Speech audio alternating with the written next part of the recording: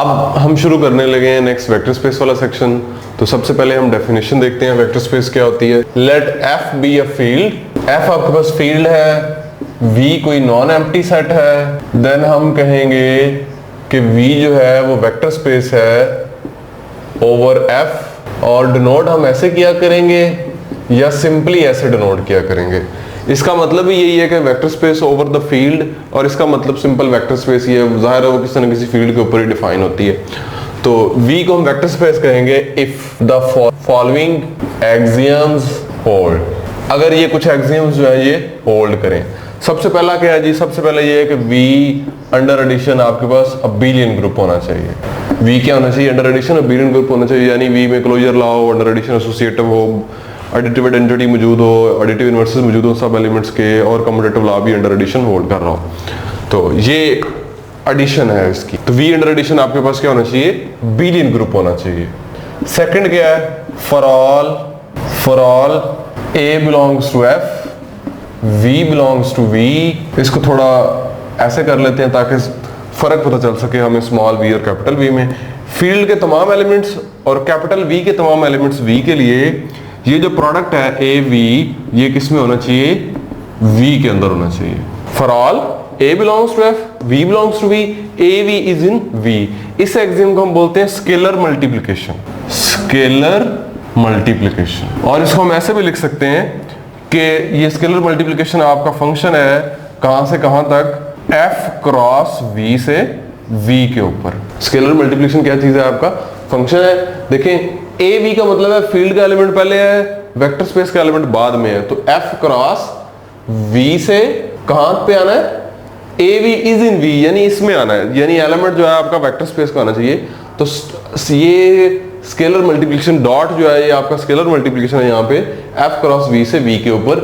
ये जो मैंने तीनों बातें लिखी हैं, इन तीनों बातों का मतलब आपके पास एक ही है। यानी ये मैं लिख दूं, मैं ऐसे लिख दूं, मैं स्केलर मल्टीप्लिकेशन कह दूं, मैं ये ऐसे कह दूं, तो तीनों बातें एक ही चीज है। आप ऐसे भी सिंपली पढ़ सकते हैं इसको, यही भी समझ सकते हैं। अब उसके बाद थर्ड एक्सियम क्या है? थर्ड एक्सियम है जी, आपने एक फील्ड का एलिमेंट लेना है और दो वेक्टर्स लेने हैं, और ये सेपरेट हो जाए, AU प्लस AV आ जाए। For all A belongs to F and UV belongs to V। Vector space के एलिमेंट्स हैं। अच्छा, एक और चीज मैं आपको बता देता हूं कि जो वेक्टर स्पेस के एलिमेंट्स होते हैं ना, हम उनको वेक्टर्स बोलते हैं। जो वेक्टर स्पेस के एलिमेंट्स होते हैं हम उनको क्या बोलते हैं? वेक्टर्स बोलते हैं। और जो फील्ड के एलिमेंट्स होते हैं हम उनको स्केलर्स बोलते हैं। तो through out the vector space जो हमारी ये through out the vector space हमारा ये कन्वेंशन बन जाएगा कि जब हम वेक्टर्स बोला करेंगे तो इसका मतलब है वो वेक्टर स्पेस के एलिमेंट्स हैं। जब हम स्केलर्स बोला करेंगे इसका मतलब है फील्ड के एलिमेंट्स हैं। सो A यहां पे डॉट जाहिर है कौन सा वाला होगा? डॉट ये वाला होगा, ठीक है, ये आपने याद रखना है। U प्लस V, ये एडिशन V की एडिशन है, क्योंकि U और V दोनों V के एलिमेंट्स हैं, ये उनकी एडिशन है। यहाँ पे डॉट कौन सा होगा? जो ये वाला डॉट है स्केलर मल्टीप्लिकेशन वाला, यहाँ पे जो डॉट है दरमियान में, क्या क्या होना चाहिए? यहाँ पे भी डॉट आएगा दरमियान में, क्योंकि एक फील्ड का एलिमेंट है, एक वेक्टर स्पेस का एलिमेंट है। ये फील्ड और वेक्टर स्पेस का एलिमेंट है, तो ये इनके दरमियान में डॉट है स्केलर मल्टीप्लिकेशन वाला। और ये प्लस जो है, क्योंकि ये V का एलिमेंट बन गया, ये भी V का एलिमेंट बन गया, प्लस के बाद अगेन एक V का एलिमेंट बनेगा, क्योंकि V जो है अंडर एडिशन अबिलियन ग्रुप होता है। ऐसा तमाम एलिमेंट्स के लिए होना चाहिए। फोर्थ एक्सियम है, अब दो फील्ड के एलिमेंट्स लेने हैं, यानी दो स्केलर्स और एक वेक्टर, सेम इसी तरह आपने इनको ऑपरेट करना है। For all AB belongs to F, V belongs to V। Vector space के तमाम एलिमेंट्स V के लिए और फील्ड के तमाम एलिमेंट्स AB के लिए, ये आपका एक्सियम होल्ड करना चाहिए। अब यहाँ पे भी आपके पास स्केलर मल्टीप्लिकेशन होगी दरमियान में, क्योंकि A और B फील्ड के एलिमेंट्स हैं, A प्लस B भी फील्ड का एक एलिमेंट होगा, तो डॉट ये AV टाइप का एलिमेंट बनेगा। यानी तो ये आपके पास इनके इसके दरमियान में यहाँ पे स्केलर मल्टीप्लिकेशन है, इधर इनके दरमियान में स्केलर मल्टीप्लिकेशन है, दरमियान में ये वाला जो एडिशन है ये किसकी एडिशन है?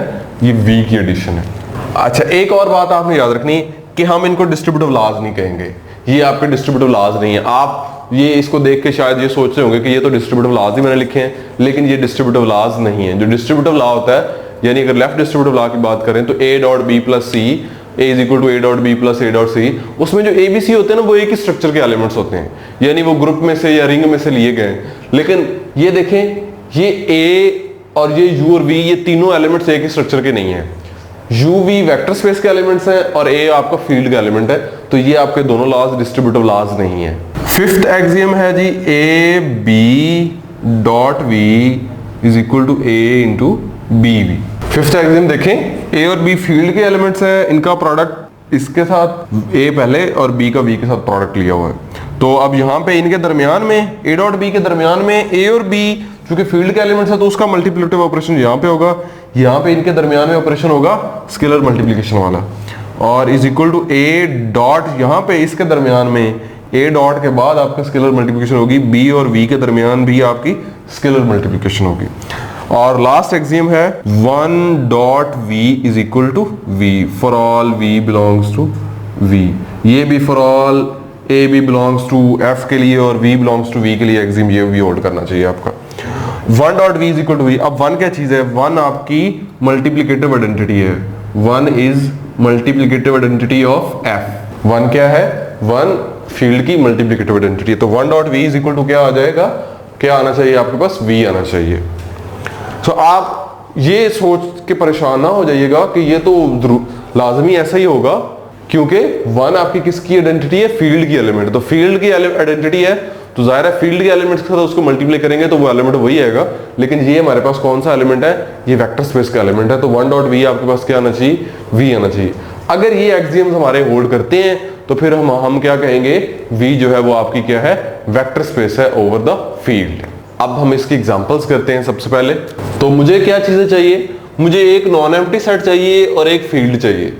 और नॉन एम्प्टी सेट कैसा हो? अबेलियन ग्रुप हो, और ये एक्सियम्स फील्ड और जो V है उनके एलिमेंट्स के मिक्स्ड ये एक्सियम्स हैं, तो ये भी ऑब्जर्व होने चाहिए और ये भी होल्ड करने चाहिए। तो मैं सबसे पहले कंसिडर करता हूं, हम सबसे पहले बात करते हैं Z की बात करते हैं। V को हम Z ले लेते हैं। V हमारे पास क्या है? Z ले लिया मैंने, अबेलियन ग्रुप ले लिया है। उसके बाद मैंने फील्ड क्या लेनी है? फील्ड मेरे पास बहुत सारी हैं जी। फील्ड में Q ले सकता हूँ, R ले सकता हूँ, C ले सकता हूँ, और बहुत सारी मैंने आपको एग्जांपल्स बताई हैं फील्ड की, तो आप उनमें से कोई भी यहाँ पे फील्ड को कंसिडर कर सकते हैं। तो Z फील्ड नहीं है इसलिए मैं Z नहीं ले सकता, तो मैं F को ले लेता हूँ Q, क्योंकि Q मेरे पास फील्ड है। तो मुझे क्या करना है? मुझे इन एक्सियम्स को चेक करना है। तो सबसे पहले मैंने क्या करना है? सबसे पहले मुझे ये वाला एक्सियम चेक करना है कि V अंडर एडिशन एक अबेलियन ग्रुप होना चाहिए। तो पहला एक्सियम तो ओके है, V जो है अंडर एडिशन अबेलियन ग्रुप है, इसमें कोई इशू नहीं हमें। अब दूसरा, इस दूसरे एक्सियम पे जाने से पहले मैं आपको एक बात बताता चलूं कि जब भी आपके पास क्वेश्चन आए कि आपने वेक्टर स्पेस चेक करना है, कोशिश आपने ये करनी है कि अगर वो अबेलियन ग्रुप है तो फिर इसको चेक कर लीजिएगा, दूसरी को। अगर ये दूसरा एक्सियम, ये जो दूसरा एक्सियम है, मोस्ट ऑफ द केसेस में आपके पास दूसरा एक्सियम ही फेल हो जाता है। मोस्ट ऑफ द केसेस में जो दूसरा एक्सियम है वो ही फेल होता है। बाकी एक्सियम्स अगर अबेलियन ग्रुप बन गया है और ये हो गया तो फिर मोस्ट प्रोबेबली काफी हद तक चांसेस होते हैं कि ये होल्ड कर जाते हैं। गड़बड़ कहां पे होती है? जब अबेलियन ग्रुप लिया हुआ है लेकिन यहां गड़बड़ होती है हमारी। अब ये देखिएगा कि यहां पे गड़बड़ कैसे हो रही है। दूसरा एक्सियम क्या कहता है जी? फील्ड के तमाम एलिमेंट्स और V के तमाम एलिमेंट्स के लिए इन एलिमेंट्स का जो प्रोडक्ट है A V का, ये किस में आना चाहिए? V में आना चाहिए। लेकिन यहां ऐसा होता आपको नजर नहीं आएगा।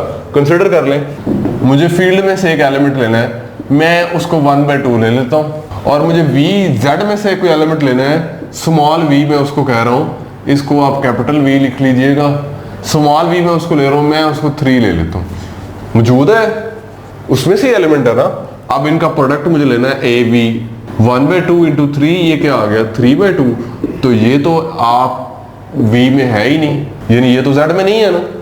तो फिर इसका क्या मतलब है कि अब मुझे आगे वाली प्रॉपर्टीज चेक करने की कोई जरूरत नहीं है। यही एक्सियम आपका सेकंड वाला फेल हो गया, यानी मुझे स्केलर मल्टीप्लिकेशन नहीं मिलती। इसका मतलब है there does not exist a scalar multiplication. मुझे स्केलर मल्टीप्लिकेशन नहीं मिलती। कैसी स्केलर मल्टीप्लिकेशन? ये ऐसी स्केलर मल्टीप्लिकेशन जो F क्रॉस V के, यानी Q क्रॉस Z के एलिमेंट्स को किस में ले जाए? Z में ले जाए। ऐसी कोई मुझे मैपिंग नहीं मिलती, स्केलर मल्टीप्लिकेशन नहीं मिलती जो Q क्रॉस Z के एलिमेंट्स को किस में लेके जाए? Z में लेके जाए। सो जो मेरी Z है, Z upon Q is not a vector space. Z upon Q is not a vector space. Simply मैं इस पैटर्न पे ये भी कह सकता हूं Z upon R is not a vector space. मैं इसको ऐसे भी कह सकता हूँ Z upon C set of complex number, ये भी वेक्टर स्पेस नहीं बनेगी। Z upon Q of square root 2, क्या ये बनेगी? इसके बारे में क्या ख्याल है आपका? इसमें से एक एलिमेंट ले लें 1 प्लस स्क्वायर रूट 2, इसको Z के किसी एलिमेंट से मल्टीप्लाई करें, अगेन आपके पास Z का एलिमेंट नहीं आएगा, तो ये भी आपकी वेक्टर स्पेस नहीं बनेगी। अब इसका मतलब क्या है कि Z आपकी फिलहाल तो जितनी भी फील्ड्स हमारे पास अवेलेबल हैं उनमें से किसी फील्ड के ऊपर वेक्टर स्पेस नहीं बन रही। अब एक और चीज, यहां से कुछ ऑब्जर्वेशन हम डायरेक्ट कर सकते हैं कि अगर जिसको हमने V कंसिडर किया हुआ है, अगर आपका फील्ड जो है वो कंटेन कर रहा हो V के अंदर, बहुत हद तक पॉसिबल है कि वेक्टर स्पेस बन जाएगी। सेट, मैं सेट्स की बात कर रहा हूं, अगर F V के अंदर कंटेन कर रहा है तो पॉसिबल चांसेस हैं कि वेक्टर स्पेस बन जाएगी। लेकिन अगर आपका जो फील्ड है वो वेक्टर स्पेस से बड़ा है, यानी V जो है वो आप कंटेन कर रही है F के अंदर, तो इस सूरत में वेक्टर स्पेस कभी नहीं बनेगी, नॉट अ वेक्टर स्पेस। क्योंकि इस केस में जो F क्रॉस V के एलिमेंट्स हैं उनका V में आना जरूरी नहीं होता, जैसे यहां पे हमने एक एग्जांपल भी देखी। सो आपके पास क्वेश्चन है जैसे Z ओवर Q हम चेक कर रहे थे, तो हम इसको डायरेक्ट यहां से भी डिस्कार्ड कर सकते हैं, क्योंकि Z जो है वो आपका Q के अंदर कंटेन कर रहा है, यानी फील्ड बड़ा सेट है जिसको आप चेक कर रहे हैं वेक्टर स्पेस के लिए उस सेट से, तो ये आपके पास कभी भी वेक्टर स्पेस नहीं बन रही। तो अब मैं कुछ और एग्जांपल्स भी यहाँ पे लिखवा देता हूँ जिनको मैं चेक नहीं करूंगा, मैं सिंपल आपको बता देता हूँ। जैसे मैं इसी पैटर्न को फॉलो करते हुए कह सकता हूँ कि Q अपॉन Q ये वेक्टर स्पेस बन जाएगी, Q over Q vector space बन जाएगी, कोई इशू नहीं है। Q फील्ड भी है, Q abelian group under addition भी है, और ये सारे एक्सिम्स भी होल्ड करेंगे। Q ओवर R नहीं बनेगी, बिकॉज R ओवर R ये वेक्टर स्पेस होगी, R ओवर Q ये वेक्टर स्पेस होगी। उसके बाद R ओवर C नहीं बनेगी, जाहिर है। C ओवर C यानी सेट ऑफ कॉम्प्लेक्स नंबर, ये भी वेक्टर स्पेस होगी। C ओवर R ये भी वेक्टर स्पेस होगी। C ओवर Q ये भी वेक्टर स्पेस होगी, ये भी वेक्टर स्पेसेस होंगी आपकी। और अगर आपको लिखना चाहते हैं Q ऑफ स्क्वायर रूट 2 ये upon Q of square root 2 ही मैं ले लेता हूं, तो ये भी मेरे पास एक वेक्टर स्पेस होगी। तो Q ऑफ स्क्वायर रूट 2 ये आपके पास वेक्टर स्पेस है ओवर Q, और इसको मैंने डिस्कस किया कि ये अपने आप ये फील्ड भी चूंकि है, तो ये Q of square root 2 over itself ये भी एक वेक्टर स्पेस है। तो यहां से मैं एक ऑब्जर्वेशन लिखना चाहता हूं कि अगर F इज फील्ड, अगर F फील्ड है, then F of F is also a vector space, कि हर फील्ड जो है ओवर इटसेल्फ वो आपके पास क्या बन जाएगी, वेक्टर स्पेस बन जाएगी, क्योंकि वो अबेलियन ग्रुप अंडर एडिशन तो पहले ही है, और स्केलर मल्टीप्लिकेशन जो है वो उसकी मल्टीप्लिकेशन बन जाएगी जो फील्ड के अंदर मल्टीप्लिकेशन डिफाइन होती है, और बाकी जो सारे एक्सियम्स है वो आपके डिस्ट्रीब्यूटिव लॉज और एसोसिएटिव लॉज बन जाएंगे, मल्टीप्लिकेटिव आइडेंटिटी वाला बन जाएगा। तो फील्ड जो है ओवर इटसेल्फ आपके पास क्या बन जाती है, एक वेक्टर स्पेस होती है अगेन। सो नेक्स्ट हम एग्जांपल्स देखते हैं। तो यानी इसका मतलब है कि Q over Q, R over R, C over C, Q of square root 2 over Q of square root 2, Q of square root 3 over Q of square root 3, ये क्या है, सारी चूंकि फील्ड्स हैं तो ये वेक्टर स्पेसेस भी होंगी ओवर इटसेल्फ। अब मैं बात करता हूं आपसे मैट्रिसेस की। V को मैं कंसीडर करता हूं M n by M matrices, n by m matrices हैं over the field of real numbers, और V जो है मेरे पास ये वेक्टर स्पेस होगी over the field of real numbers. ये मेरे पास क्या होगी, एक वेक्टर स्पेस होगी। ये क्या होगी, वेक्टर स्पेस होगी। इसकी मल्टीप्लिकेशन आपको पता है, आपने मैट्रिसेस लेने हैं और उनको रियल नंबर के साथ मल्टीप्लाई करना है, तो एक नंबर के साथ मल्टीप्लाई करेंगे तो उसकी वो पहले डिफाइंड है कि एक नंबर को आपने कैसे मैट्रिक्स से मल्टीप्लाई करना है, यानी उसकी सारी एंट्रीज से मल्टीप्लाई करते हैं तो अगेन एक मैट्रिक्स ही आएगा और m 2/2 में से रहेगा। तो स्केलर मल्टीप्लिकेशन भी डिफाइन है। ये आपके पास abelian group under addition abelian group भी है। सो ये आपके पास एक वेक्टर स्पेस बन जाती है। अच्छा, नेक्स्ट एक और फेमस वेक्टर स्पेस है VR⁴n, जिसको हम यूक्लिडियन स्पेस भी बोलते हैं। R⁴n का मतलब क्या है, इसका मतलब है R cross R cross R up to so on cross R n times. ये भी आपके पास वेक्टर स्पेस होती है over the field of real numbers. इसके एलिमेंट्स कैसे होते हैं, n टुपल्स होते हैं। R⁴n के एलिमेंट्स इस टाइप के होते हैं, A1 A2 A3 up to so on AN, where आपका AI जो है वो रियल नंबर्स में से बिलोंग करता है और I आपका 1 या 1 से बड़ा और N या N से छोटा होता है। तो R to the N tuples होते हैं इसमें, ये आपके पास वेक्टर स्पेस होती है ओवर द रियल नंबर्स। अगर आप R में इन N को 1 2 3 4 अप टू सो ऑन लगाएंगे तो उससे आपके पास मजीद वेक्टर स्पेसेस आपकी बन जाएंगी, यानी R स्क्वायर R क्यूब ये आपके क्या है वेक्टर स्पेसेस हैं। आप इनसे जनरलाइज करके हमने उसको Rn लिखा हुआ है। उसके बाद नेक्स्ट आपके पास आ जाते हैं पोलिनोमियल्स, P(f(x), ऑल पोलिनोमियल्स, जितने भी पोलिनोमियल्स हैं ये आपके पास क्या है वेक्टर स्पेस होगी ओवर एनी फील्ड, किसी भी फील्ड के ऊपर ये आपकी क्या होगी वेक्टर स्पेस बन जाएगी। अगर मैंने यहाँ पे पोलिनोमियल्स सब पोलिनोमियल्स लिए हैं, मैंने डिग्री फिक्स नहीं की हुई। अगर मैं डिग्री फिक्स कर लेता हूं, मैं कहता हूं जी Pn(x) यानी all polynomials of degree less और इक्वल टू n, तो ये भी आपके पास एक वेक्टर स्पेस होगी ओवर R या ओवर F आप कंसिडर कर सकते हैं। मैंने R जो है वो उसको रिस्ट्रिक्ट कर दिया है सेट ऑफ रियल नंबर्स के ऊपर, तो ये भी आपके पास क्या होगी एक वेक्टर स्पेस होगी। कौन सी? Set of all polynomials of degree n are less than equal to n।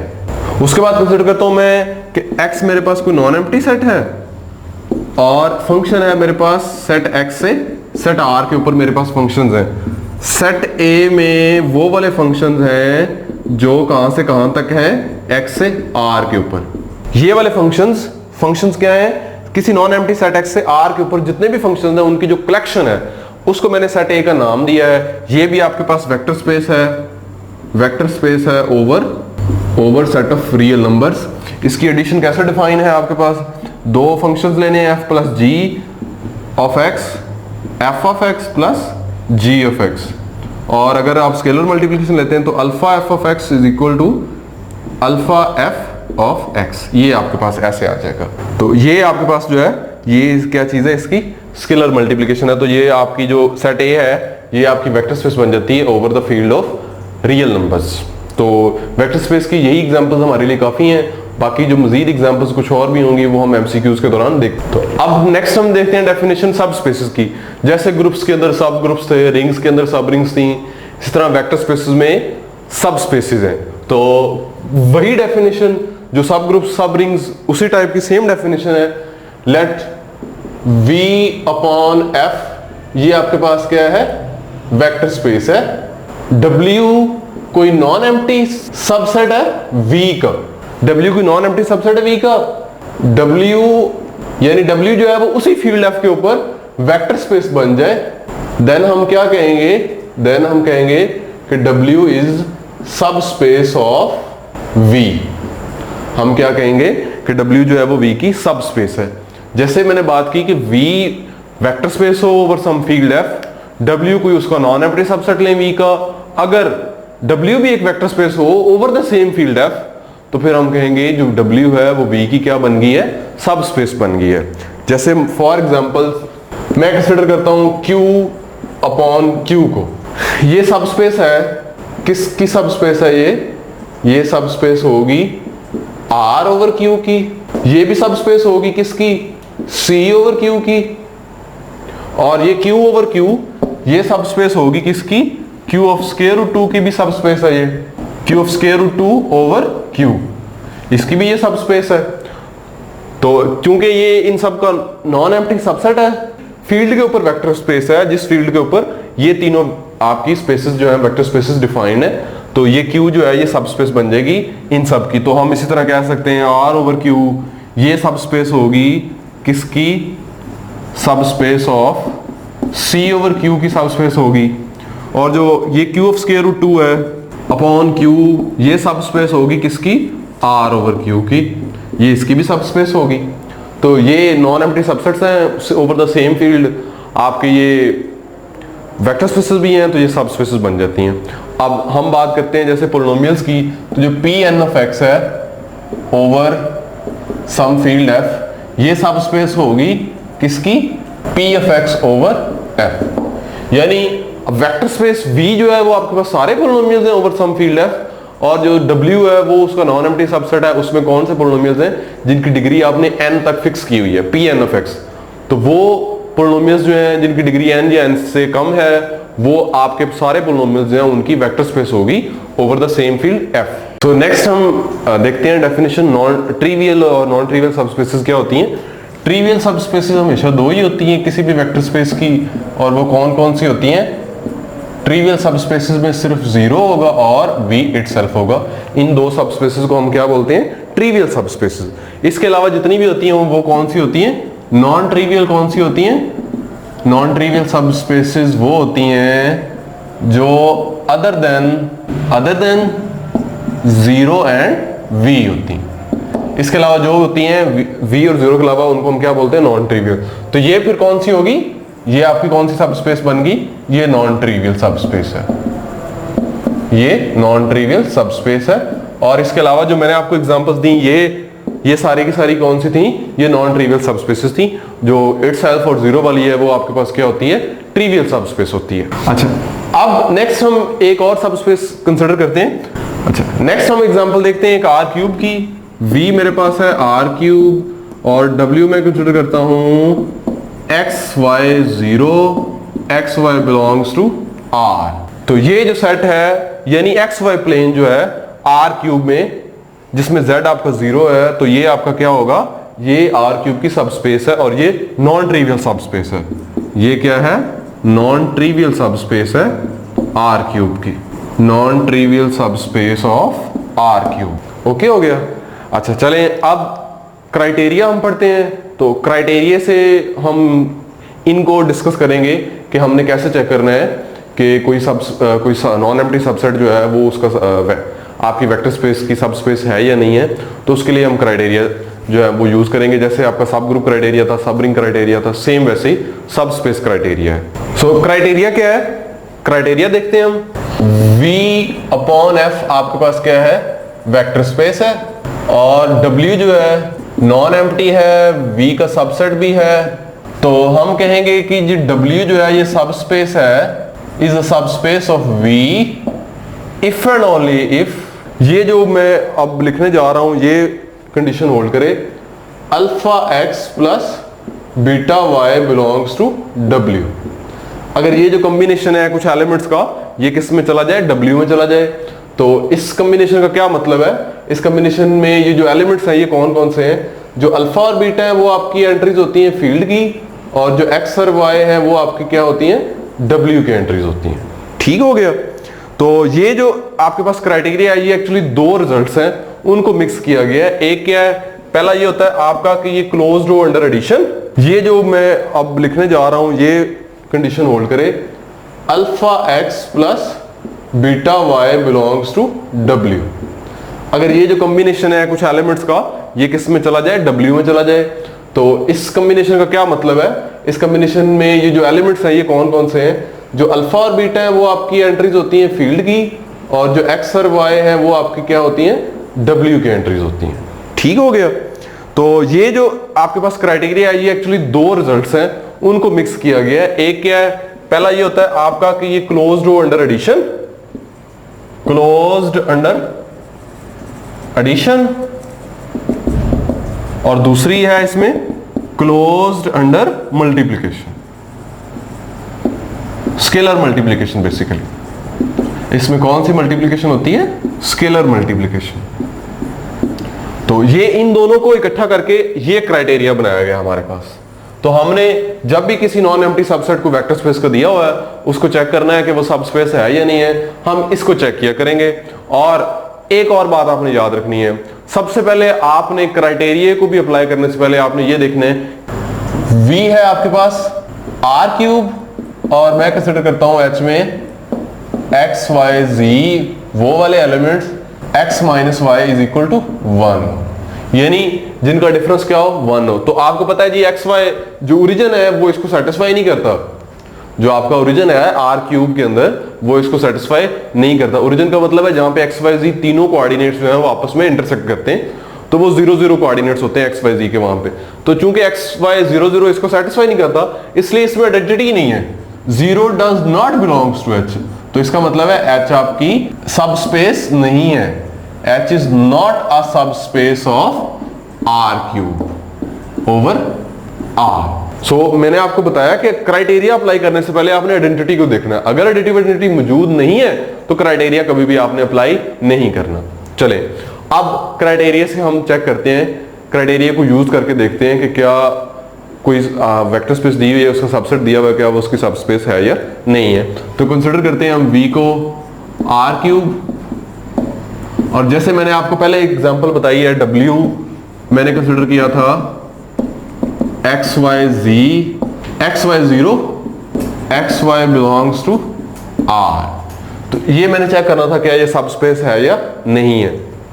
तो मैं कंसिडर करता हूं इसमें से दो elements X1 Y1 0 X2 Y2 0, और मुझे दो फील्ड के एलिमेंट्स चाहिए R में से, और उनका मैंने कॉम्बिनेशन बनाना है X1 Y1 0 plus beta X2 Y2 0। ये मेरे पास आ जाएगा alpha X1 plus beta X2 alpha Y1 plus beta Y2 और 0।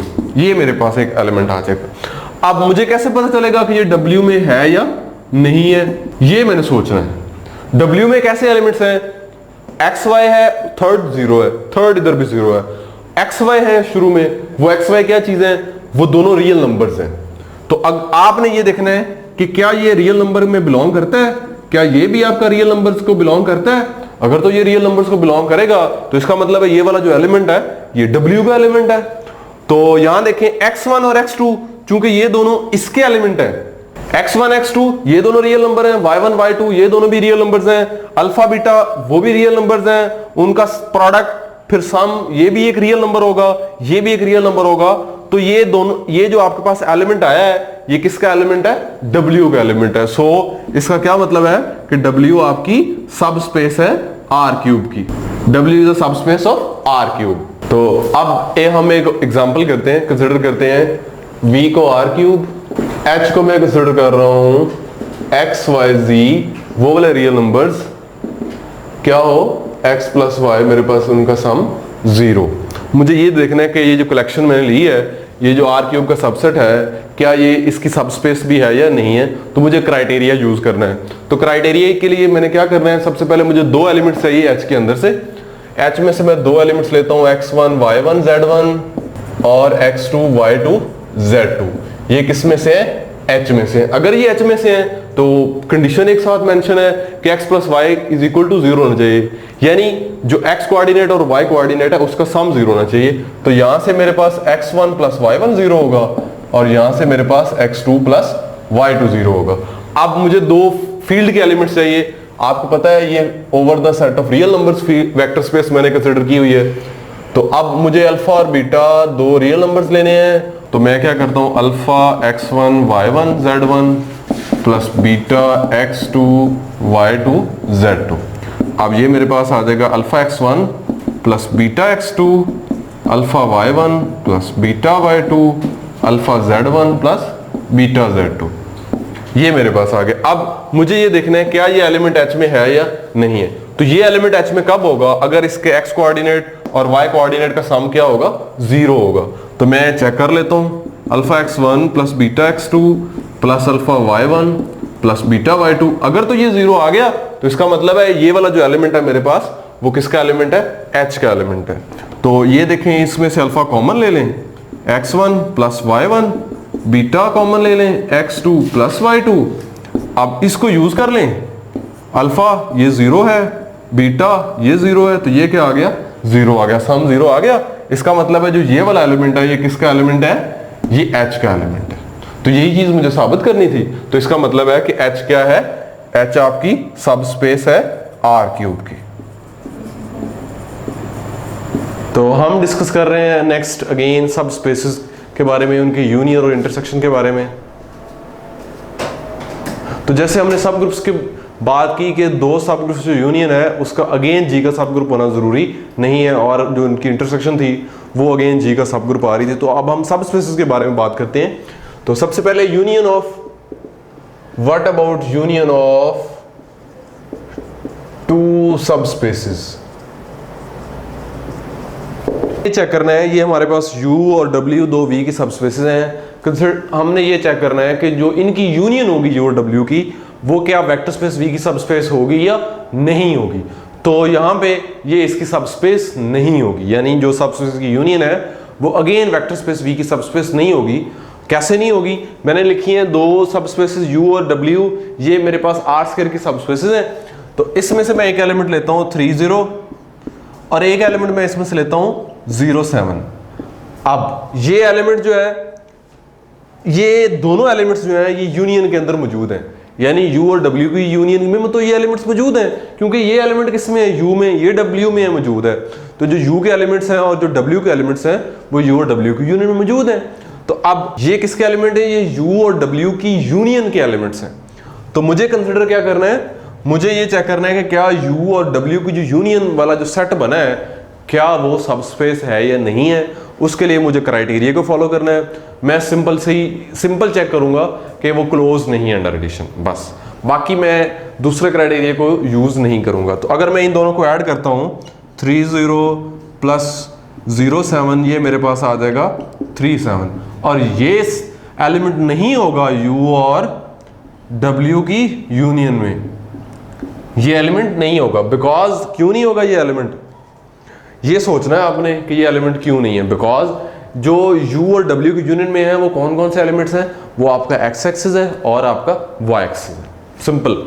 तो ये एलिमेंट जो है ये ना तो x एक्सिस के ऊपर है और ना ही y एक्सिस के ऊपर है। सो U और W की जो यूनियन है वो वेक्टर स्पेस V की सबस्पेस नहीं बनेगी। तो ये बात क्लियर होगी हमें कि दो सबस्पेसेस की जो यूनियन है उसका वेक्टर स्पेस V की सबस्पेस होना जरूरी नहीं है, और वो सबस्पेस बन भी सकती है।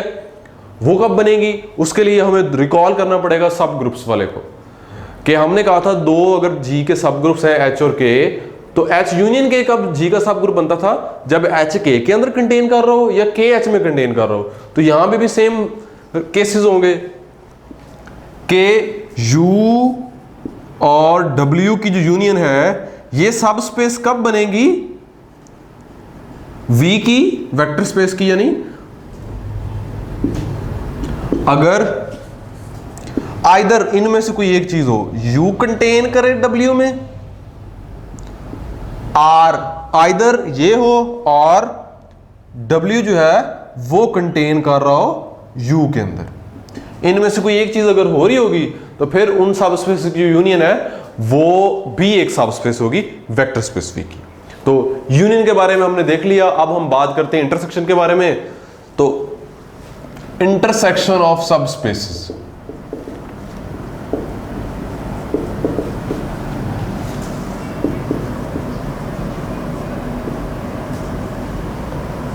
सब स्पेसेस की इंटरसेक्शन क्या होगी? तो जैसे सब ग्रुप्स में था कि आर्बिट्रेरी मेंबर्स, आर्बिट्रेरी आप ले रहे हैं सब ग्रुप्स, उनकी इंटरसेक्शन लें तो वो भी आपके पास एक G का सब ग्रुप होती है। यहाँ पे भी सेम चीज़ें हैं कि आपके पास अगर दो सब स्पेसेस हैं तो उनकी इंटरसेक्शन क्या होगी?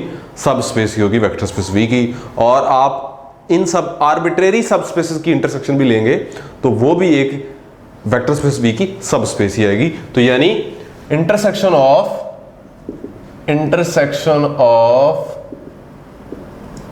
टू सबस्पेसेस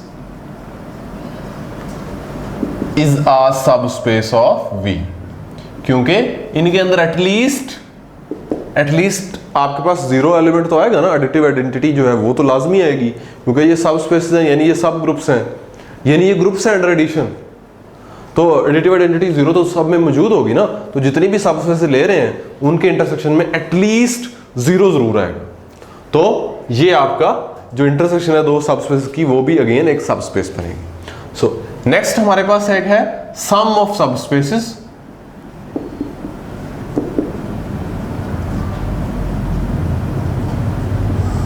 सम क्या है जी? अगर U और V,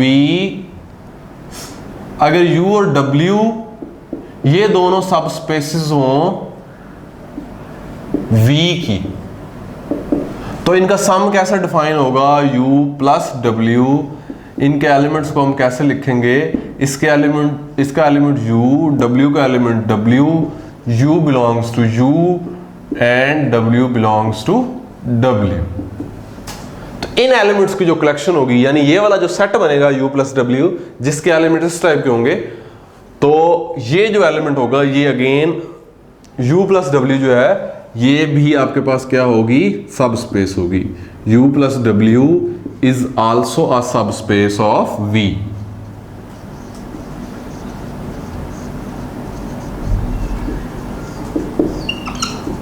ये भी V की सब स्पेस बनेगी, W जो है वो भी V की सब स्पेस बनेगी। अच्छा, अब उसके बाद हमारे पास एक और है डायरेक्ट सम ऑफ सब स्पेसेस। इसके बाद हमारे पास नेक्स्ट रिजल्ट है डायरेक्ट सम।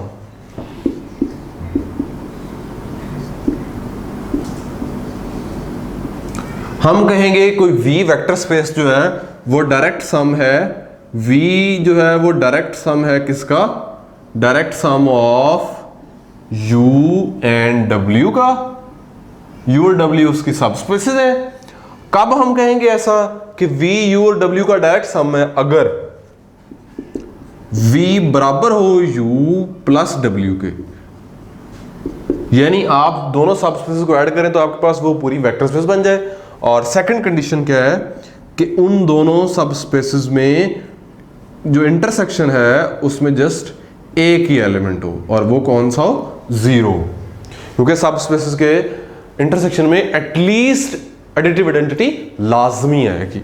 सो अगर ये दोनों कंडीशन सेटिस्फाई हो रही हैं कि V U प्लस W के बराबर भी है और U इंटरसेक्शन W 0 भी है, तो हम ये कहेंगे V जो है वो U और W का डायरेक्ट सम है। और डिनोट कैसे करेंगे हम इसको, हम ऐसे डिनोट करेंगे V बराबर U direct sum W। V जो है वो U और W का डायरेक्ट सम बन गया। नेक्स्ट हम एमसीक्यूज की तरफ आते हैं वेक्टर स्पेस के।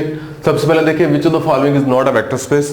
तो पहली जो 3 ऑप्शंस लिखी हुई हैं ये आपको क्लियर हैं, ये सारी आपके पास वेक्टर स्पेसेस हैं। ये लास्ट डी वाली वेक्टर स्पेस क्यों नहीं है, बिकॉज अगर हम जो आपका एक्सियम्स है वेक्टर स्पेसेस के एक्सियम्स हैं डेफिनेशन वाले, सबसे पहला एक्सियम क्या है कि V को अंडर एडिशन अबेलियन ग्रुप होना चाहिए, तो R under addition abelian group है। दूसरा एक्सियम क्या होता है कि स्केलर मल्टीप्लिकेशन हमें मिले ऐसी जो कैसी स्केलर मल्टीप्लिकेशन हो जो R क्रॉस C के एलिमेंट्स को किस में लेके जाए, R में, लेकिन हमें ऐसी कोई स्केलर मल्टीप्लिकेशन नहीं मिलती।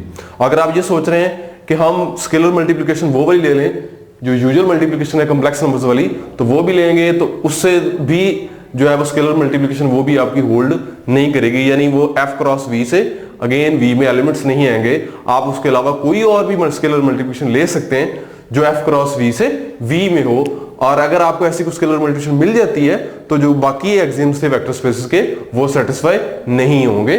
सो डी आपकी ट्रू ऑप्शन है यहाँ। नेक्स्ट है which of the following is not अ सब स्पेस ऑफ R क्यूब। हमने बताना है इनमें से कौन सी R क्यूब की सब स्पेस नहीं है। तो मैंने जब आपको क्राइटेरिया पढ़ाया था तो साथ आपको बताया था कि आपने सबसे पहले एडिटिव आइडेंटिटी को देखना है कि उसके अंदर एडिटिव आइडेंटिटी मौजूद है सब स्पेस के अंदर, सबसेट के अंदर या नहीं है। अगर सबसेट के अंदर एडिटिव आइडेंटिटी नहीं है तो फिर आपको क्राइटेरिया चेक करने की कोई जरूरत नहीं है। ये सी वाली ऑप्शन देखें, इसमें आपकी एडिटिव आइडेंटिटी नहीं है, यानी जो 0 0 है जो ओरिजिन है वो तो इसके ऊपर ला ही नहीं करता, इसको सेटिस्फाई नहीं करता 0 0। सो ये आपकी ट्रू ऑप्शन होगी, यानी ये आपकी सब स्पेस नहीं है। अगर आप बाकियों को देखना चाहते हैं तो चले मैं 1-2 पार्ट उनमें से आपको चेक करवा देता हूं कि वो सब स्पेसेस हैं और हमने कैसे करना है। हमने यूजिंग क्राइटेरिया हमने प्रूफ करना है। तो यूजिंग क्राइटेरिया, क्राइटेरिया क्या है, पहले हम इसके 2 एलिमेंट्स लेते हैं। सपोज दैट एक एलिमेंट x1 y1 z1 है और दूसरा एलिमेंट x2 y2 z2 है, और मुझे 2 एलिमेंट्स जो है वो फील्ड में से लेने हैं। ये स्पेस जो है वो R के ऊपर वेक्टर स्पेस है, तो 2 एलिमेंट्स में अल्फा और बीटा ले लेता हूं सेट ऑफ रियल नंबर्स में से, और क्या करना है मुझे, alpha x1 y1 z1 plus beta x2 y2 z2। Okay, जब मल्टीप्लाई करके ऐड करेंगे कॉरस्पॉन्डिंग तो ये मेरे पास आ जाएंगे alpha x1 plus beta x2, alpha y1 plus beta y2, alpha z1 plus beta z2। अब मुझे ये डिसाइड करना है कि क्या ये एलिमेंट जो है ये इस सेट के अंदर मौजूद है या नहीं है। अब वो मुझे कैसे पता चलेगा, मुझे ये वाला एलिमेंट इस सेट में कब हो सकता है, कंडीशन क्या है कि जो पहले 2 कोऑर्डिनेट्स हैं x और y उनका सम क्या हो जीरो। तो मुझे ये चेक करना है कि अगर इन दोनों का सम जीरो है तो फिर ये वाला जो एलिमेंट आया है ये इस सेट का ही एलिमेंट है। तो चलें ऐड कर लेते हैं इन दो एलिमेंट्स को और चेक कर लेते हैं। Alpha x1 plus beta x2 plus alpha y1 plus beta y2। तो इन दोनों में से अल्फा कॉमन ले लें, x1 प्लस y1 आ गया, बीटा कॉमन ले लें, x2 प्लस y2 आ गया। ओके, अब x1 प्लस y1 क्या होगा? चूंकि ये वाले दोनों एलिमेंट्स मैंने इस सबसेट में से लिए तो इसका मतलब क्या होगा कि x1 प्लस y1 जीरो है और इससे मुझे क्या मिलेगा, x2 plus y2 is equal to zero मिलेगा। तो यानी यहां पे मैं वैल्यूज लगाऊंगा 0 0, तो ये क्या आ जाएगा आपके पास, जीरो आ गया। यानी इन दो कोऑर्डिनेट्स का सम क्या है, जीरो है। तो इस सबसेट के अंदर ये एलिमेंट कब हो सकता है, जब इन दो कोऑर्डिनेट्स का सम क्या हो, जीरो, और वो आ गया है। इसका मतलब ये है कि आपका ये वाला एलिमेंट अल्फा सम x प्लस बीटा सम y एक एलिमेंट ये किस में पहुंच गया, इस सबसेट के अंदर पहुंच गया। तो इसका मतलब ये है कि ये सबसेट जो है यूजिंग सबस्पेस क्राइटेरिया क्या बन गई है, सबस्पेस बन गई है। तो ये भी सबस्पेस होगी। इसी तरह आप इसको भी वेरीफाई कर सकते हैं सेम इसी पैटर्न पे, और इसको भी आप वेरीफाई कर सकते हैं। इसको मैं जो है वो आपको वेरीफाई करवा देता हूं। ओके, सबसे पहले क्या करना है, हमने दो एलिमेंट्स लेने हैं, वही x1 y1 z1 x2 y2 z2। ये दो एलिमेंट्स मैंने ले लिए अपनी मर्जी के। और सबसे पहले क्या है जी, यहाँ x plus 2y is equal to zero है, यानी x1 plus 2y1 is equal to zero है, और यहां से 2x1 प्लस 3z1 भी जीरो है। उसके बाद मैं यहां से भी लिखूंगा x2 plus 2y2 is equal to zero and 2x2 plus 3z2 is equal to zero. इसकी मदद से मैंने लिखा है। अब मुझे क्या करना है, मुझे सबस्पेस क्राइटेरिया लगाना है alpha x plus beta y। तो मैं इसके साथ अल्फा को मल्टीप्लाई करता हूं, इसके साथ बीटा को, और कॉरस्पॉन्डिंग एंट्रीज को ऐड कर लेता हूं। तो मेरे पास ये बनेगा alpha x1 plus beta x2, alpha y1 plus beta y2, alpha z1 plus beta z2। ये मेरे पास एलिमेंट बनेगा। अब ये वाला जो एलिमेंट है क्या ये इस सेट में है या नहीं है, तो ये कैसे डिसाइड होगा, अगर ये इस कंडीशन को सेटिस्फाई करेगा तो मैं क्या करता हूं, मैं x plus 2y is equal to zero लेता हूं, यानी ये मेरा x है, ये मेरा y है। Alpha x1 plus beta x2 plus 2y, इसको 2 से मल्टीप्लाई कर लें, 2 alpha y1 plus 2 beta y2, और 2x plus 3z is equal to zero कर लें, 2x plus 3z is equal to zero है। तो x आपका ये है, 2 alpha x1 plus 3z1 is equal to, z1 कौन सा है, अच्छा, तो दूसरा मैंने इसको लिखना है, 2x1 मेरा ये है, 2 alpha x1 plus 2 beta x1, और 3z यानी ये मेरा z है, तो 3 alpha z1 plus 3 beta z2 आ गया। ओके, यहां से x1 प्लस 2y1, मैं इन दोनों में से अल्फा कॉमन लूंगा, तो x1 plus 2y1 is equal to zero आ जाएगा। तो मैं ये यहां पे वैल्यूज लगाऊंगा तो क्या आ जाएगा, जीरो आ जाएगा। उसके बाद इन दोनों में से बीटा कॉमन लें, x2 प्लस y2 2y2, तो वो ये जीरो है, तो ये वाला पार्ट मेरे पास क्या आ गया, जीरो आ गया। अगर मैं इसकी बात करता हूं तो इन दोनों में से अल्फा कॉमन लें, तो 2x1 प्लस 3z1, तो वो ये इक्वेशन है जीरो के बराबर। और यहां से इन दोनों में से बीटा कॉमन लें, 2x2 प्लस 3z2, ये आ जाएगा, वो भी जीरो है, तो यानी वो भी मेरे पास क्या आ गया, जीरो आ गया। सो जो मेरी कंडीशंस हैं कि वो एलिमेंट क्या, कौन से एलिमेंट इस सेट में होंगे x y z के, जिनके लिए ये दोनों कंडीशन सेटिस्फाई हो रही हो, तो वो मेरे उस एलिमेंट के लिए सेटिस्फाई हो रही हैं जो alpha x plus beta y मैंने एलिमेंट लिया है। तो इसका मतलब ये भी आपकी R³ की सबस्पेस बन गई है। ये भी सबस्पेस है, ये भी है, और ये भी।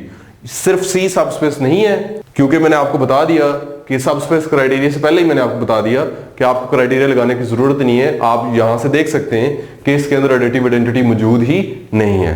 जिसके अंदर एडिटिव आइडेंटिटी नहीं है, जाहिर है वो वेक्टर स्पेस नहीं बन सकती, क्योंकि अगर उसने वेक्टर स्पेस बनना है तो उसने बिलियन ग्रुप होना है एटलीस्ट, और फिर जो आगे वाले एक्सियम्स हैं वो भी सेटिस्फाई करने हैं।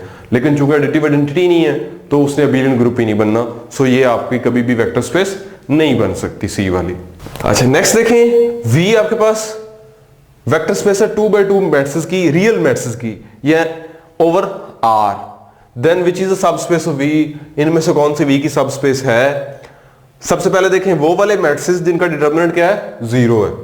तो मैं दो एलिमेंट्स कंसिडर करता हूं इसमें से, इस वेक्टर स्पेस में जिनका डिटर्मिनेंट क्या है, 0 है। 0 1 0 0 1 0, इसका डिटर्मिनेंट क्या है, 0 है। और मैं एक और एलिमेंट कंसिडर करता हूं, ओके, तो मैं दूसरा एलिमेंट कंसिडर करता हूं 0 1 0 0, इसका डिटर्मिनेंट भी क्या है, 0 है। लेकिन अगर हम दोनों को ऐड करें तो 0 1 1 0, ये वो वाला मैट्रिक्स बन गया जिसका डिटर्मिनेंट 0 नहीं है। यानी ये वाला जो सबसेट जो है ये तो क्लोज ही नहीं है अंडर एडिशन, क्योंकि मैंने दो मैट्रिक्स लिए हैं जिनका डिटर्मिनेंट 0 है, लेकिन उनका जो सम है वो आपके पास डिटर्मिनेंट 0 का मैट्रिक्स नहीं बन रहा। सो ये वाली आपकी जो सेट है, ये जो सबसेट है set of all 2x2 matrix का जो वेक्टर स्पेस है over the field of real numbers, तो ये आपके पास सब स्पेस ही नहीं है, ये क्लोज्ड ही नहीं है अंडर एडिशन। आपने उसकी एग्जांपल देख ली है। सो ये हमारी ट्रू ऑप्शन नहीं हो सकती। अगर मैं इसकी बात करूं वो वाले मैट्रिक्स जिनका स्केयर लें तो वही मैट्रिक्स आ जाए, यानी आइडेम्पोटेंट मैट्रिक्स, एक 1 0 0 1 ले लेते हैं हम और एक 1 0 0 0, ये दोनों आइडेम्पोटेंट मैट्रिक्स हैं, लेकिन इनका सम क्या होगा 2 0 0 1, ये आइडेम्पोटेंट नहीं है, क्योंकि अगर आप इसको इसी से मल्टीप्लाई करेंगे तो यहां पे 4 आ जाएगा। तो ये आपका मैट्रिक्स आइडेम्पोटेंट नहीं है। तो इसका क्या मतलब है कि जो set of all idempotent matrices हैं ये क्लोज ही नहीं है अंडर एडिशन। सो ये कभी भी आपकी सबस्पेस नहीं बन सकती। सो बी आपका क्रॉस हो गया। सी देखें, वो वाले मैट्रिक्स लेने हैं जो किसी मैट्रिक्स टी के साथ क्या करते हैं, कम्यूट करते हैं। टी क्या चीज है, कोई आर्बिट्ररी मैट्रिक्स है इस वेक्टर स्पेस में से, तो अब ये आपके पास वेक्टर स्पेस बन जाएगी, सबस्पेस बन जाएगी ये आपके पास। तो इसको हम क्राइटेरिया से चेक कर लेते हैं। सो क्राइटेरिया के लिए क्या करना है, मुझे पहले दो मैट्रिक्स लेने हैं इसमें से। मैं एक मैट्रिक्स ए ले लेता हूं और एक बी ले लेता हूं। अब अगर ये दोनों मैट्रिक्स इसमें हैं तो इसका क्या मतलब है कि a t is equal to t a है और b t is equal to t b है for some t belongs to this v. अब मुझे क्या करना है, मुझे ये करना है alpha a plus beta b को इसमें पहुंचाना है मैंने। अब ये कब पहुंचेगा इसके अंदर, इस सेट के अंदर, जब मैं इसको टी से मल्टीप्लाई करूंगा लेफ्ट और राइट दोनों तरफ से, तो ये टी के साथ कम्यूट करेगा। तो इसको मैं टी से मल्टीप्लाई करता हूं यहां से, ये alpha a t plus beta b t आ जाएगा। तो चूंकि ए टी जो है वो टी ए के बराबर है और बी टी जो है वो टी बी के बराबर है, तो यूजिंग डिस्ट्रीब्यूटिव लॉ, तो यहां से मैं वेक्टर स्पेस वाले एक्सियम्स को यूज कर सकता हूं, T alpha a plus beta B. तो ये देखें alpha a plus beta B जो है ये टी के साथ क्या कर रहा है, कम्यूट कर रहा है। सो ये आपकी ट्रू ऑप्शन होगी सी वाली। तो डी भी आपकी क्रॉस हो गई है। नेक्स्ट देखें विच इज फॉल्स। हमने बताना है कि कौन सी स्टेटमेंट फॉल्स है। पहले देखें अ subspace is also vector space, कि एक सबस्पेस जो है वो हमेशा वेक्टर स्पेस होती है, तो ये तो ट्रू है। सबस्पेस कहते ही हम उसको हैं अगर वी आपके पास वेक्टर स्पेस है, डब्ल्यू कोई नॉन एम्प्टी सबसेट है उसका, अगर W भी वेक्टर स्पेस बन गई है तो वो सबस्पेस ही होगी। तो ये तो ट्रू स्टेटमेंट है मेरे पास, यानी ये मेरी ऑप्शन ही नहीं है। नेक्स्ट देखें one dot we is equal to we for some elements of v, कि one dot we is equal to v vector space के कुछ एलिमेंट्स के लिए ऐसा होता है। तो ये बात गलत है, बिकॉज वेक्टर स्पेस की डेफिनेशन से हमने ये कहा था कि ये जो कंडीशन है ये तमाम वेक्टर स्पेस के एलिमेंट्स के लिए होल्ड करती है। तो ये मेरी ट्रू ऑप्शन होगी, क्योंकि मैंने फॉल्स स्टेटमेंट बतानी है। नेक्स्ट सी देखें, a vector is an element in a vector space, कि वेक्टर स्पेस में वेक्टर जो होता है वो उसका एक एलिमेंट होता है। तो जब वेक्टर स्पेस की डेफिनेशन पढ़ी थी तो मैंने आपको तभी बता दिया था कि वेक्टर स्पेस में यहां पे हम इस सेक्शन के अंदर वेक्टर्स किनको बोला करेंगे, वो वाले एलिमेंट जो वेक्टर स्पेस के एलिमेंट्स होंगे हम उनको क्या बोला करेंगे, वेक्टर्स बोला करेंगे, और जो फील्ड के एलिमेंट्स होंगे हम उनको स्केलर्स बोला करेंगे। तो वेक्टर्स जो है, वेक्टर का मतलब क्या है, वेक्टर स्पेस के एलिमेंट्स। तो सी आपकी ट्रू स्टेटमेंट है, लेकिन ऑप्शन हमारी नहीं है ये। नेक्स्ट देखिए R over R is a vector space, तो ये भी ट्रू है, तो ये भी हमारी ऑप्शन नहीं बन सकती। अब नेक्स्ट देखें, लेट V1 V2 बी सब स्पेसेस ऑफ V, ये V की सब स्पेसेस हैं, देन कौन सी V की सब स्पेस नहीं होगी। तो फर्स्ट ऑप्शन देखें V1 यूनियन V2, दो सब स्पेसेस की यूनियन, अगेन एक सब स्पेस नहीं होती। ये जरूरी नहीं है कि दो सब स्पेसेस की जो यूनियन है वो एक अगेन भी सब स्पेस बन जाए V की, और इसकी काउंटर एग्जांपल मैं आपको करवा चुका हूं। उसके बाद V1 इंटरसेक्शन V2, इसके बारे में हम पढ़ चुके हुए हैं कि दो सब स्पेसेस का जो इंटरसेक्शन है वो क्या होती है, अगेन वेक्टर स्पेस V की सब स्पेस होती है, और दो सब स्पेसेस का जो सम है वो भी एक अगेन सब स्पेस होती है उस वेक्टर स्पेस V की। तो ये आपके पास ये दोनों सब स्पेस होती हैं, ये नहीं होती, तो ये हमारी ट्रू ऑप्शन होगी। नेक्स्ट देखें, let V is equal to R of R, then which is the subspace of V। V जो है आपके पास set of real numbers over the set of real numbers, ये वेक्टर स्पेस है। हमने बताना है कौन सी इसकी सब स्पेस नहीं है, कौन सी इसकी सब स्पेस है। तो फर्स्ट ऑप्शन देखें, Z ओवर R आपके पास वेक्टर स्पेस ही नहीं है। C ओवर R, ये आपके पास एक वेक्टर स्पेस तो है, लेकिन C जो है वो R का सबसेट नहीं है, सो ये कभी आपकी सब स्पेस नहीं बन सकती R ओवर R की। नेक्स्ट Q ओवर R जो है, तो ये भी आपके पास वेक्टर स्पेस नहीं है, Q over R vector space नहीं होती। लास्ट में देखें R ओवर R, ये एक वेक्टर स्पेस होती है, और ये R ओवर R की क्या है, सब स्पेस है। कौन सी वाली, जिसको हम ट्रिवियल सब स्पेस बोलते हैं, ये वो वाली सब स्पेस है। तो D आपकी ट्रू ऑप्शन है। तो नेक्स्ट MCQs की तरफ बढ़ते हैं। सबसे पहले देखें, V आपके पास है वेक्टर स्पेस R³ है, U ये वाली सब स्पेस है उसकी, V ये वाली सब स्पेस है, सॉरी W ये वाली है। हमने U प्लस W करना है, हमने सम निकालना है सब स्पेसेस का। तो सबसे पहले देखें, ये वाली जो आपके पास U है, इसके एलिमेंट्स कैसे हैं, x is equal to 2y is equal to 3z, यानी यहां से मेरा y निकलेगा x/2 और z निकलेगा x/3। तो मैं ऐसे लिख सकता हूं x/2 x/3। ये U के एलिमेंट्स इस टाइप के होंगे, और जो W है उसके एलिमेंट्स कैसे हैं, x1 पहला 0 है, z1। अब ये U के एलिमेंट्स हैं, ये W के एलिमेंट्स हैं, मैंने सम करना है। तो सब स्पेसेस का सम है, इसके एलिमेंट्स जो सम वाली सब स्पेस होगी उसके एलिमेंट्स कैसे होंगे, x/2 plus y1 x/3 plus z1, ये मेरे पास बनेंगे। अब इसका सम क्या होगा, तो मैं क्या करता हूं, इनको मैट्रिक्स फॉर्म में लिखे, कॉलम मैट्रिक्स में लिखे, इसको रिड्यूस कर लेता हूं। मेरे पास x है, x/2 प्लस y1 है, x/3 प्लस z1 है। ओके, ये आ गया x। अब क्या करें जी, R2 प्लस -1/2 टाइम्स R1 कर दें, तो ये आपके पास R2 बन जाएगी। तो x खत्म हो जाएगा और आपके पास सिर्फ क्या रह जाएगा, y1 रह जाएगा यहाँ पे। उसके बाद क्या करें, R3 प्लस -1/3 टाइम्स R1 कर दें और R3 बना दें, तो यहाँ पे आपके पास क्या रह जाएगा, Z1 रह जाएगा।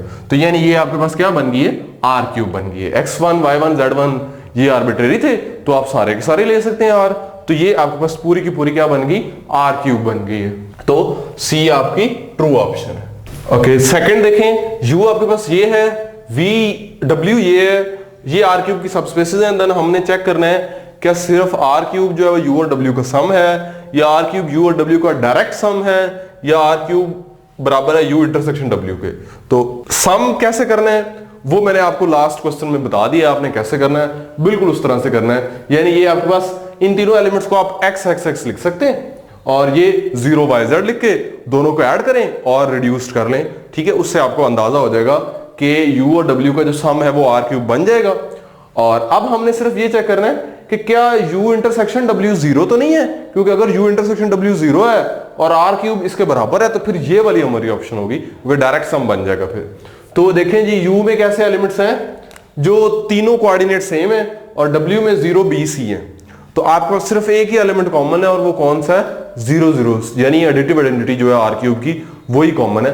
तो U इंटरसेक्शन W में आपके पास क्या आ रहा है, U इंटरसेक्शन W में आपके पास जस्ट 0 आ रहा है, ये वाला 0। और R³ U और W का जब आप सम करेंगे बिल्कुल उसी पैटर्न से जिस तरह से मैंने उसमें किया, तो वो आपके पास U प्लस W आ जाएगा, यानी आपका R³ U प्लस W भी बन गया है, और इन दोनों के इंटरसेक्शन में 0 भी है। तो इसका क्या मतलब है कि R³ डायरेक्ट सम है U और W का। तो मेरी कौन सी ऑप्शन ट्रू होगी, बी वाली ट्रू होगी। नेक्स्ट देखें जी, which of the following is not a subspace of R³। इनमें से कौन सी R³ की सबस्पेस नहीं है, तो A, B और D ये तीनों सबस्पेसेस हैं R³ की। इनको कैसे चेक करना है ये मैंने आपको प्रीवियस कुछ क्वेश्चंस में बता दिया हुआ है, आप उस क्राइटेरिया को फॉलो करके इनको प्रूफ कर सकते हैं। B वाली जो है वो सबस्पेस नहीं बनेगी, इसके लिए मेरे पास काउंटर एग्जांपल मौजूद है। मुझे R में से एक एलिमेंट -1 मिल जाता है, जिसको मैं एक ऑर्डर पेयर के साथ, ऑर्डर ट्रिपलेट के साथ मल्टीप्लाई करता हूं। मैं सपोज दैट इसको 2 3 4 ले लेता हूं, तो जब मैं मल्टीप्लाई करूंगा तो -2 -3 -4 आ जाएगा। मुझे ख्याल रखना है इन कंडीशंस का भी कि जो ऑर्डर ट्रिपलेट लिया है उसमें ये कंडीशन सेटिस्फाई हो रही हो तो सेटिस्फाई हो रही हैं। लेकिन जब मैं -1 से मल्टीप्लाई किया है, -1 आर का एलिमेंट है, फील्ड का एलिमेंट है, तो फिर क्या मेरे पास ये कंडीशन सेटिस्फाई हो रही है? बिल्कुल भी नहीं हो रही, क्योंकि -2 छोटा ही नहीं है -3 से, वो तो बड़ा हो गया -3 से, तो स्केलर मल्टीप्लिकेशन आपकी क्लोज्ड नहीं है। सो बी आपकी यहां पे ट्रू ऑप्शन है। नेक्स्ट देखें, which of the following is a subspace of R cube. इनमें से कौन सी आर क्यूब की सबस्पेस है? तो फर्स्ट देखें जी, x + y = 1 है, x - y = 1 है। अगर आप a और b दोनों को देखते हैं तो उसमें एडिटिव आइडेंटिटी मौजूद नहीं है, यानी जो 0 0 है, जो ओरिजिन है, वो तो इन लाइनों, इन प्लेन्स के ऊपर लाई ही नहीं करता। ये एक्चुअली आपके पास प्लेन्स हैं, आर क्यूब की सबस्पेसेस हैं, तो ये प्लेन्स हैं। नेक्स्ट देखें, which of the following is the subspace of R cube. इनमें से कौन सा आर क्यूब का सबस्पेस है? तो अगर आप a और b को देखते हैं तो ये ऐसे सबसेट्स हैं जिनके अंदर ओरिजिन ही नहीं है, जिनके अंदर आइडेंटिटी ही नहीं है, क्योंकि 0 0 इसको सेटिस्फाई नहीं करता, ना ही 0 0 इसको सेटिस्फाई करता है, तो आपकी a और b तो दोनों सबस्पेसेस नहीं हो सकती हैं आर क्यूब की। अगर आप इसकी बात करेंगे तो इसको हम पहले भी एक ऑप्शन में चेक कर चुके हुए हैं कि ये आर क्यूब की सबस्पेस है, क्राइटेरिया की मदद से हम इसको चेक कर चुके हैं, तो ये हमारी सी यहाँ पे ट्रू ऑप्शन होगी। नेक्स्ट है, which of the following is not a subspace of R cube. कौन सी आर क्यूब की सबस्पेस नहीं है? तो अगर आप इस बी को देखते हैं, additive identity 0 vector space, 0 subspace है, ये ट्रिवियल सबस्पेसेस जो होती हैं, तो ये तो है। अगर आप इसको देखते हैं, ए बी सी ए, ये रैशनल्स लिए हुए हैं, तो ये आपके पास नहीं आएगी, बिकॉज आप आर में से स्क्वायर रूट 2 ले लें और आपने ए बी सी वो ले लें जो रैशनल्स हो, यानी मैं उनको पी क्यू आर ही ले लेता हूं। तो जब मैं मल्टीप्लाई करूंगा तो square root 2p square root 2q square root 2r आ जाएगा। ये मेरे पास अगेन रैशनल्स नहीं आएंगे, यहां पे मेरे p q r ये रैशनल्स हैं। p q r मेरे पास रैशनल है, स्क्वायर रूट 2 मैंने फील्ड में से लिया है क्योंकि फील्ड r है, तो ये जो एलिमेंट आ रहे हैं square root 2p square root 2q square root 2r, ये तो रैशनल्स होने जरूरी बिल्कुल भी नहीं है, तो फिर ये आपकी सबस्पेस नहीं बनेगी क्योंकि स्केलर मल्टीप्लिकेशन क्लोज नहीं है। तो ये हमारी ट्रू ऑप्शन होगी। सी और डी ये आपकी सबस्पेस बन जाएंगी, आप इनको इजीली वेरीफाई कर सकते हैं। किस तरह वेरीफाई करेंगे? क्राइटेरिया को फॉलो करके आप इनको सॉल्व कर सकते हैं, और वो क्राइटेरिया क्या है तो उसकी मैंने कुछ एग्जांपल्स आपको करवा दी हुई हैं। Thank you.